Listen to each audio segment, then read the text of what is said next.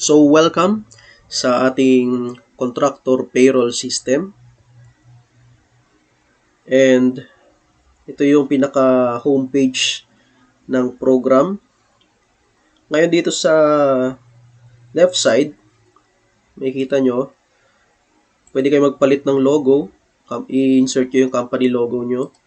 So, change picture lang. Then, from file, pwede na kayo mag-insert ng bagong picture.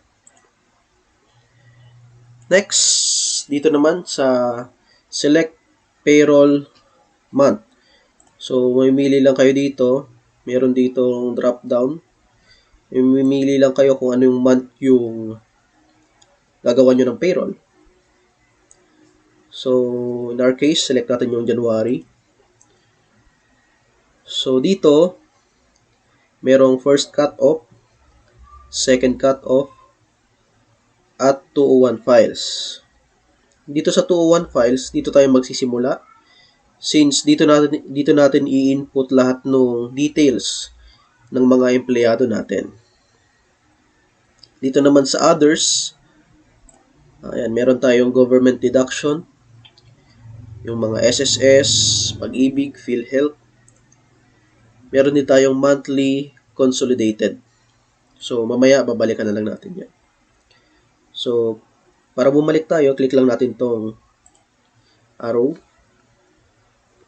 So, unahin natin tong 201 file. Since ito yung pinaka first na gagawin natin. So, yan. So, dito sa 201 file, dito nyo lahat i-input ng details ng empleyado ninyo. So, nag-input na ako ng mga names, sample names, tsaka nilagyan ko na rin ng mga other details. Ayan.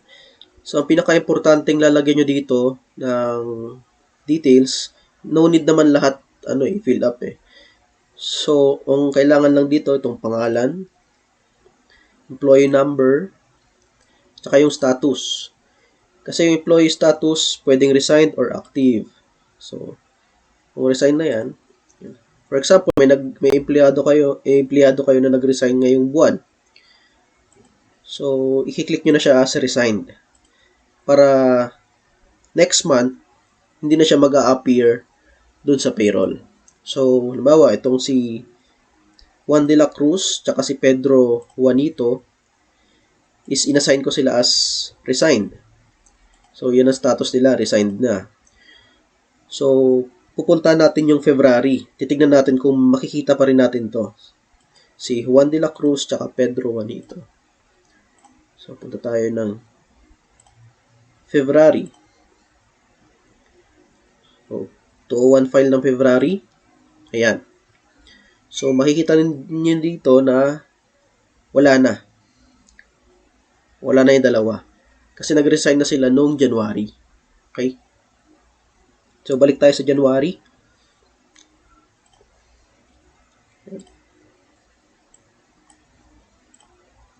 Okay. So, 201 file. Itong email, mag-i-input din kayo ng email dito ng empleyado ninyo kung gusto nyo na i-send yung payslip sa kanila through email. Okay? So, automatic nang magsisend sa email nila yung payslip. Ngayon, kung hindi naman kayo nag-i-issue ng payslip through email, nag-i-issue kayo through printed, so hindi nyo na kailangan lagyan ito. Pero, recommended ko na lang, mas maganda through email kasi hindi na siya hassle.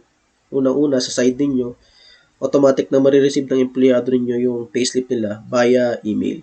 Okay. So, monthly salary, yan, yun lang. Address, optional na lang to, pero mas maganda rin if i-fill up nyo. Birthday, contact number. Then, dito naman sa mga monthly contributions, SSS, PhilHealth, tsaka Pag-ibig. Yan, naglagay na lang ako ng note dito. Yan.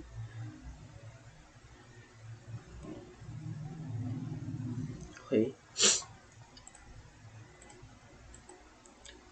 So, dito sa TIN number, kung makikita ninyo, 9 digits only. Pero pag binilang nyo dito sa baba,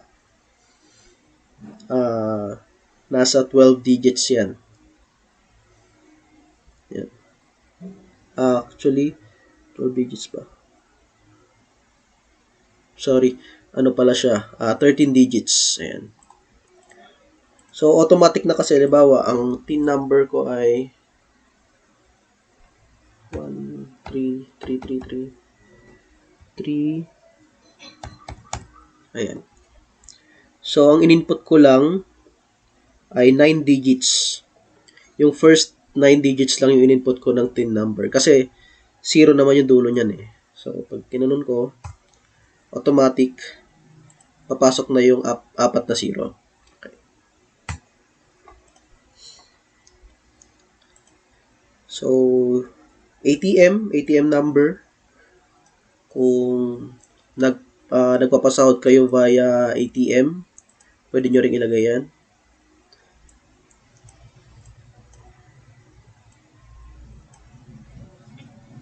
So, company name. Ayan. So, i-input nyo na lang yung company name nyo dito para sa reporting. Okay. Ngayon, punta tayo sa company payroll. So, ito na yung 201 file. Ito na lahat ng details ng empleyado ninyo. So, punta naman tayo dun sa pasahod. So, ang pasahod natin, first cut-off, second cut-off. So, punta tayo sa first cut-off. Ayan. So, dito, meron tayong payroll report. Dito sa payroll report, dito nyo po ilalagay lahat ng nung attendance ng empleyado. Ayan.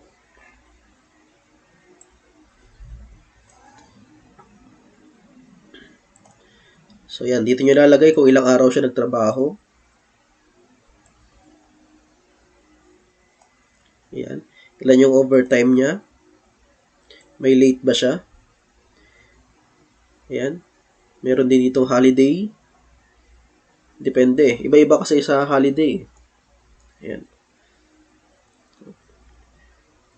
Meron din dito sa color green naman. Ito yung night differential niya. Kung may night shift yung mga empleyado ninyo, yan, may night differential. Then, leave with pay. Yan. So, yan lahat ng ano. Yan, meron din ditong COLA sa allowance ng mga empleyado. Tsaka yung rate nila. So, ilalagay nyo lang lahat dito ng details na applicable sa company ninyo. Then, dito sa dulo, ito na yung pinaka-gross pay. Okay. So, proceed na tayo sa tardiness. Sa mga deductions naman. Ayan. May late. Ayan. So, pwede nyo ilagay dyan.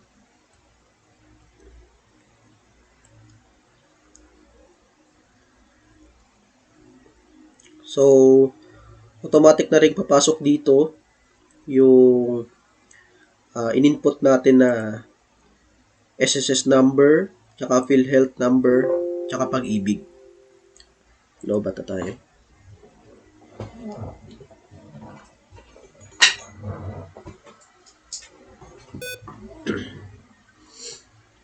Then, automatic na ding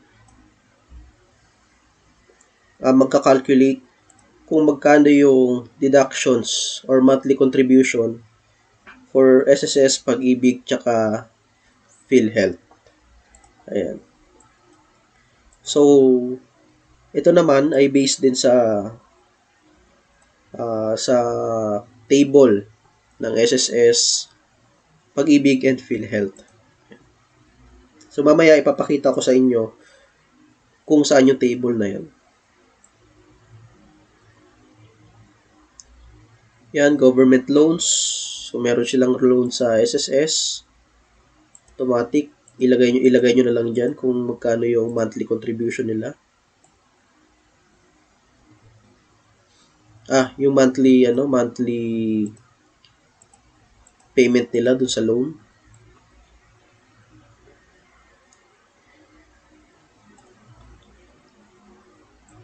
Okay.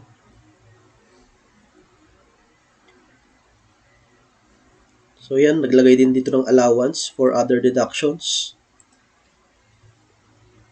May mga instances kasi na yung mga workers or yung mga empleyado nagka-cash advance. So yan, pwede natin ilagay dito yung mga cash advance. Sorry.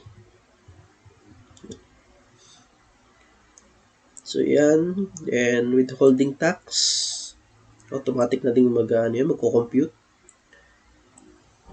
Then net pay.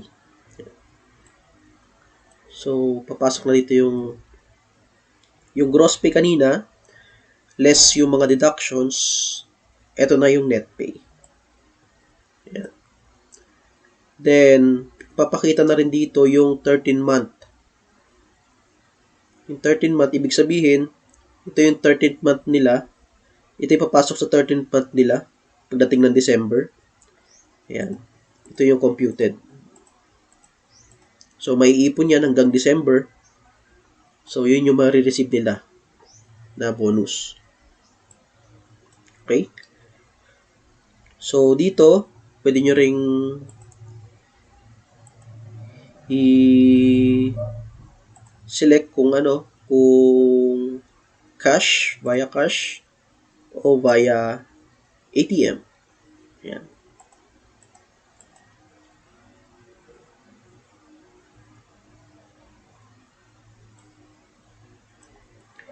Then, dito sa taas, ayan.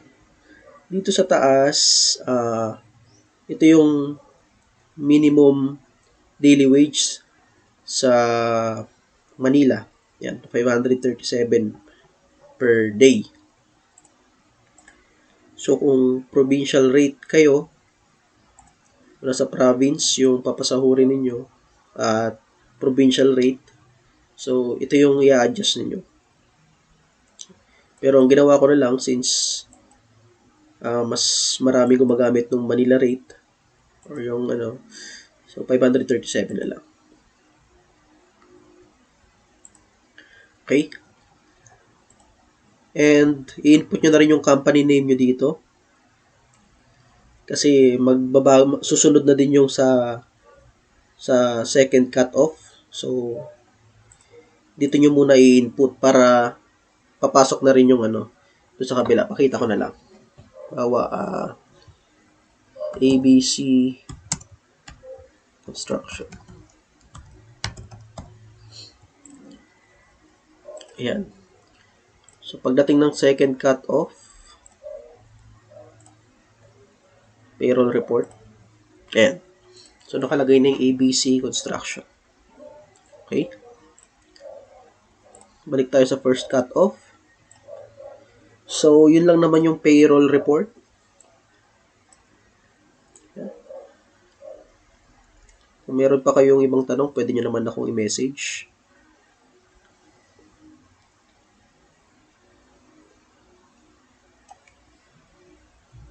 Ayan.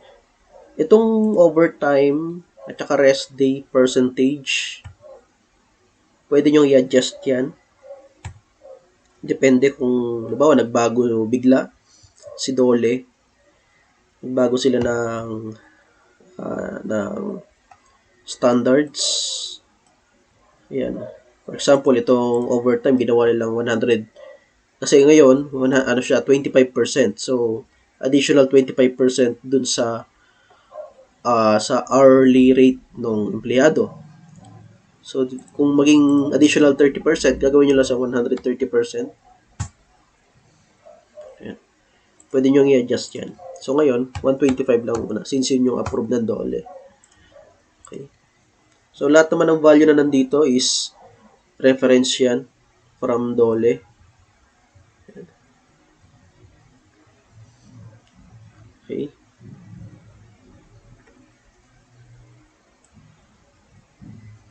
Next. So dito, wala na kayong gagalawin. Automatic na pumasok. Lahat ng in-input natin sa 201 file kanina, automatic na siyang papasok sa payroll report. Ang i-input nyo na lang talaga dito kung ilang oras sila nagtrabaho, ilang oras yung overtime, kung may holiday man, kung nag-leave, at kung may absent. Ayan. Okay, so clear tayo dyan. Ngayon, para pala sa pagpiprint ng payslip, importante to na lahat ng blanco sa ilalim, i-hide natin. Yan. Bago kayo mag-print ng payslip or bago kayo mag-send ng email sa mga empleyado. So, i-hide muna natin to. Yan. Para ang masasend lang sa email or mapiprint na payslip, ito lang. From number 1 to 8. Yung may laman lang. Okay? So, after nyan, proceed na tayo sa payslip, syempre. So, sa payslip, meron tayong 3 different types ng payslip. Una, para sa mga kakaunti ang empleyado pa. So, 6 employee payslip lang. Ito siya. So, dito, manual lang. Manual kayo mag-i-input. Bawa, ito. May drop-down naman. So, bawa si Juan de la Cruz. Pangalawang empleyado. Si Pedro Juanito. The next. Yan. So, manual nyo siyang, manual nyo siyang i-input. Yan. Then, automatic na din pagka sinelect nyo yung pangalan nila, si Cardo, automatic na din yung calculations dun sa payroll report, automatic na papasok dito. Ayan. So, check natin. Kay Cardo, ang net pay niya ay 8,856.49. So, balik tayo sa payroll report. Kay Cardo, nasa pinakababa. So, punta natin yung net pay ni Cardo. Ayan. So, 8,856.49. So, tama. Ngayon, isa pang way para malaman kung wala bang error sa calculations is dito. So, since 6 employee, so may 1, ibig sabihin ng 1, siya yung first employee, which is Juan de la Cruz, 2, Pedro Juanito, and 3, Maria. Yan. So, ito yung net pay nila sa payslip at sa payroll report. Ito. So, even siya, parehas. So, tally. So, magno-note dyan, no errors. Yan. So, hanggat nakikita nyo to, no errors, pasok yan. Ibig sabihin, wala tayong mali sa calculations. Then, ito naman yung 456 para kay Marites, Mengay, tsaka Cardo. Yan, no errors din. Okay? So, ito para sa sa mga kakaunti pa lang ang empleyado. Pero pagka gusto nyo naman ng automatic na, so, itong pangalawa, yung ready to print payslip. So, dito, automatic na siya nag-i-input ng pangalan. Yung pagkakasunod-sunod dun sa payroll report, automatic niya nang nilalagay dito. Yan. Okay. So, pang maramihang empleyado na to, pang malaking company. So, check natin kung hanggang ilan? Hanggang 150. So, up to 150 na payslip ang pwede niyang i-print. Okay? So, just in case naman na mas marami pa sa 150 yung tao, pwede nyo palitan to. Let's say, kung 150 yon, pwede nyo gawing 151. Ayan. So, from 151 hanggang 300 na to. Ayan. Hanggang 300. Ayan. So, ito yung payslip nila. Hanggang 300 na yan. Automatic na siya. So, balik lang natin sa 1.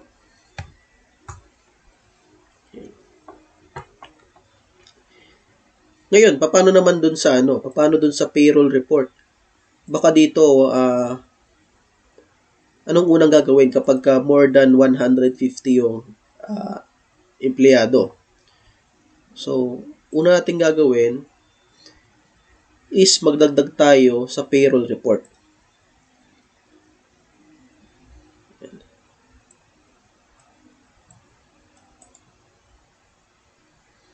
Hide lang natin.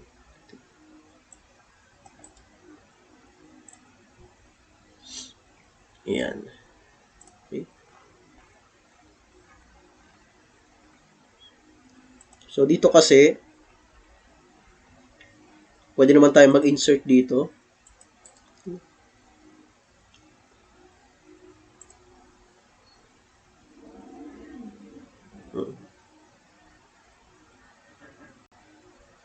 Ayan. Pwede ka mag-insert dyan hanggang sa umabot siya ng more than 150. So, depende na yun sa dami ng empleyado.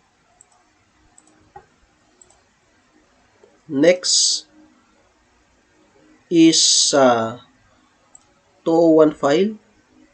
Ayan. Sa 201 file naman is pwede ka rin mag-insert dito ng more than. Actually, nasa taga 200 na siya. So, pwede ka na lang mag-insert ng row dyan.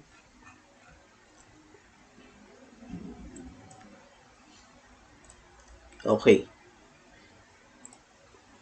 So, testing natin i-print. Ayan. So, sa isang bond paper, 6 na payslip.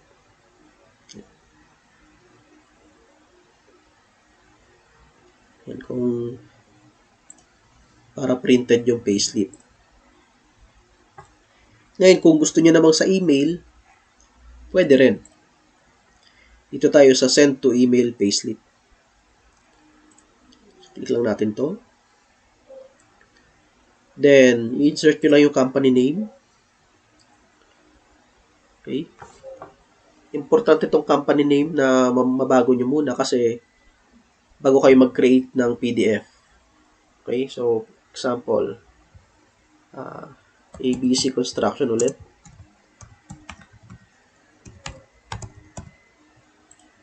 Yan. Then, yun lang. Wala na kayong ibang babaguhin. Yung company name lang. So, nakalagay dito sa note. Okay. Please open Outlook app first. Then, click delete PDF files. So, open muna natin yung Outlook. So, sa lahat naman ng may Outlook. Ayan. Outlook app.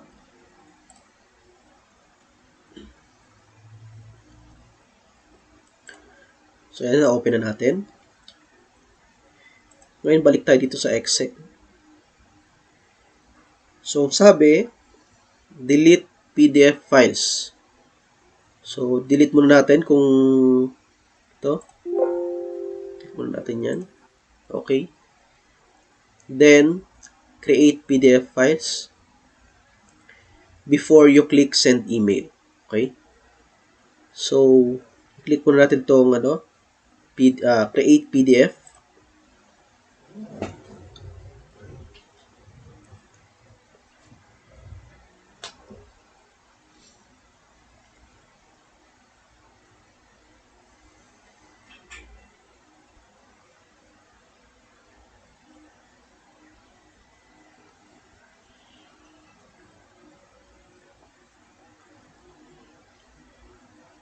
Patayin lang natin.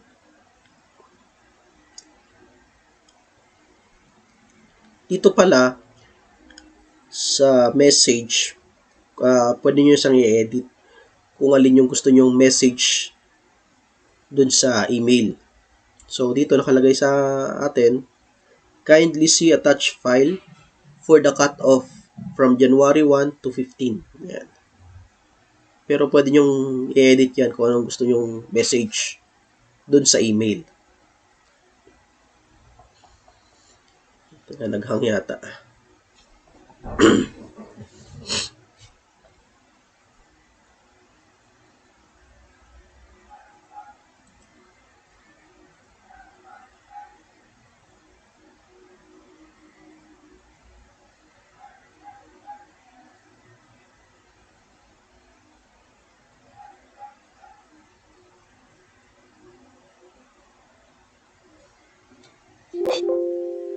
Ayun.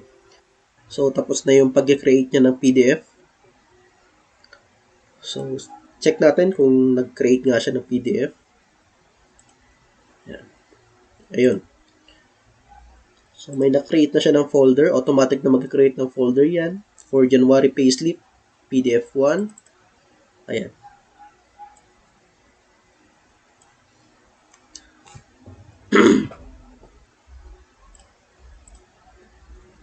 Ngayon, check din natin. So, nag-create na siya ng payslip. Magsisend na tayo ng email. So, masisend yung email doon sa nilagay nating email sa 201 file kanina. So, balikan natin yung 201 file. 201 file for January. Ayan. So, dito papasok lahat ng bawa kay Juan de la Cruz. Dito papasok yung payslip niya. So, for the sake of sa akin, email na lang ni Pinoy Contractor yung nilagay ko dito. Ayan. So, dyan papasok yan. So, check natin ngayon. Send tayo ng email. First cut off. Send to email payslip. So, punta muna natin yung email para makita natin kung talagang marireceive. So, punta tayo sa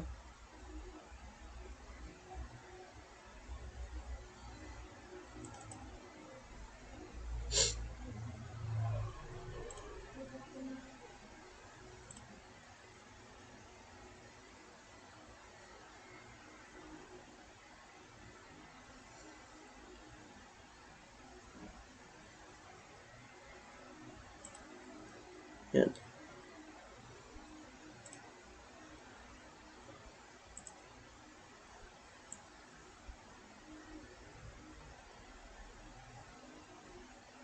Ano ba? Maganda. Ayan.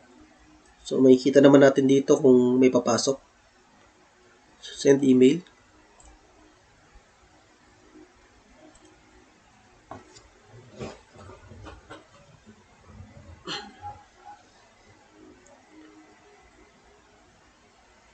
Ayan. So, nag-umpisa na pumasok. Okay. Pipito Juanito. Juan de la Cruz. So, legit siya napapasok sa email. Okay.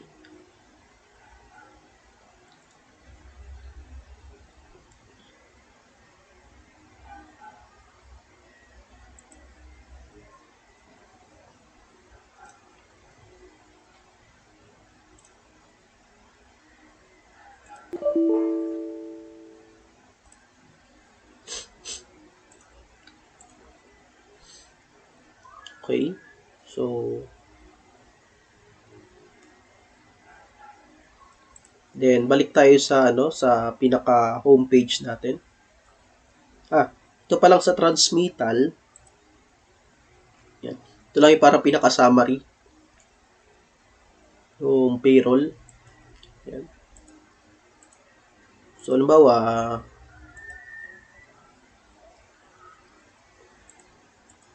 Summary lang yan kung magkano yung payroll ng mga tao.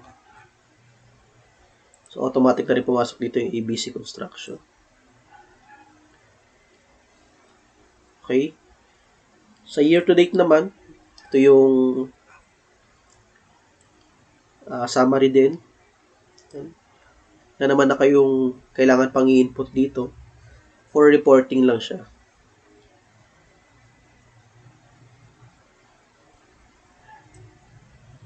Okay?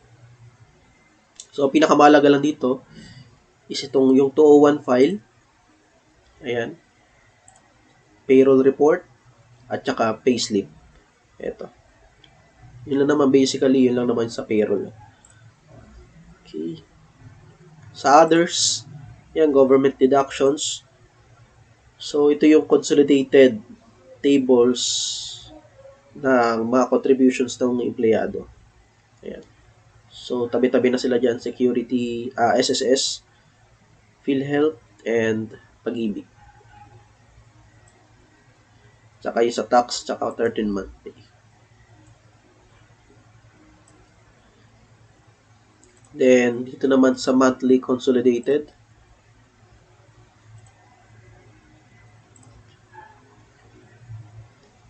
Then, dito naman sa monthly consolidated.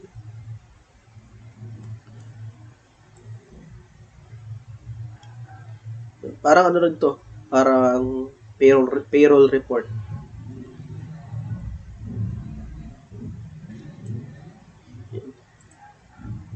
I-insert nyo yung logo ng at saka company nyo dito.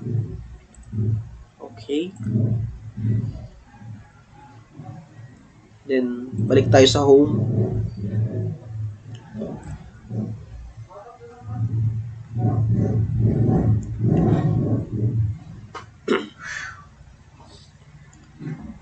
So, dito sa login links below, ito yung sa Pag-ibig. Mga basically websites to. Website ng Pag-ibig, PhilHealth, Social Security System, SSS. Yan. So, panghalimbawa, click natin tong Pag-ibig. Pupunta kayo sa website ng Pag-ibig. Okay. Sa PhilHealth. Ayan. Ngayon, sa contribution table naman, bawa sa SSS, pag-click nyo yan. So, ayan. Ngayon, nakalagay sa note, change it every year in case of increasing contribution. So, kung may pagbabago sa contribution sa SSS, usually every year, nagbabago yan. Ito yung papalitan. Papalitan nyo lang to. Ayan. So, para bumalik, click lang natin to. Ayan. Balik na tayo sa homepage. Punta na naman natin si PhilHealth. Ayan. So, balik tayo. Click nyo lang yung logo ni PhilHealth para makabalik. Then sa tax, ayan. Ito yung reference table natin for taxes. Okay. So, balik tayo. Okay. Ngayon, dito sa ito, sa consolidated for alpha list, basically, ito yung pinaka consolidated lang na na payroll report.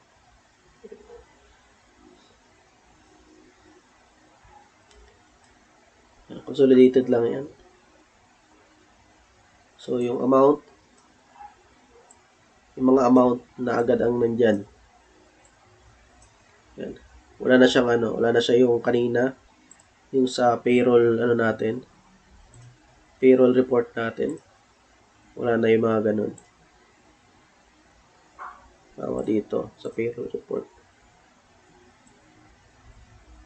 Ito. Wala na itong mga ganito. Ito. Wala na yan. Kumbaga, kung ilan yung, kung magkano yung sa overtime, tsaka sa rest day, amount na lang yun nandun. Kaya nga siya consolidated. Okay. Balik tayo. Ayan.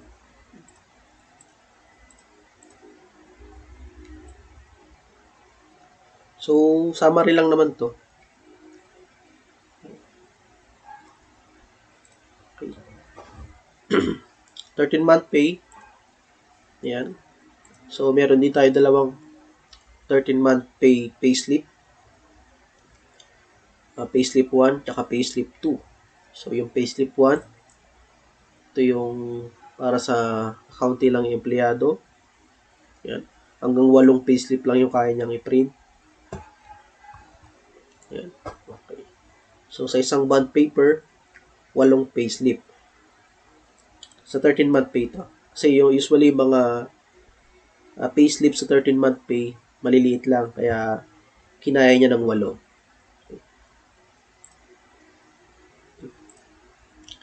So, ito naman sa payslip 2 for 13-month pay, ito yung sa pang maraming empleyado. Ayan. More than 8. Oh. Then, dito, kagaya kanina sa payslip natin, per cut-off, dito sa 13-month payslip, automatic na din nag-i-input yung pangalan nila. Pagkakasunod-sunod based dun sa sa pagkakasunod-sunod sa 201 file. Okay?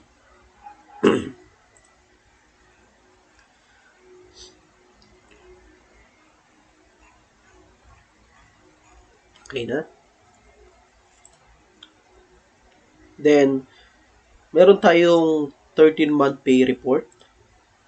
Yan. So, dito, makikita natin kung magkano yung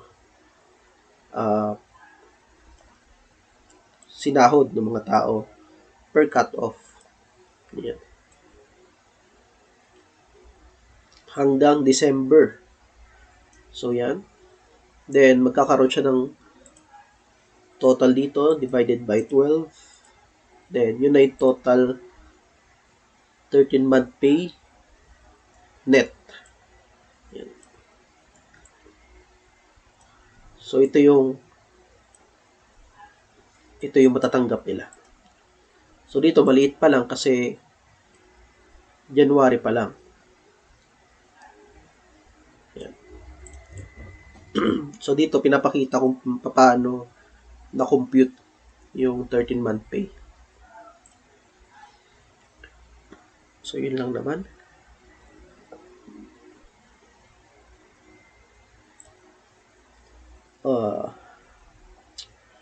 May other questions pa, pwede nyo naman ako i-direct message. Sa BIR deadlines, yan. So, nakalagay lang dito yung mga important dates ng reporting sa BIR. So, para hindi basta-basta malimutan. So, yun lang naman. And, sana makatulong. Thank you.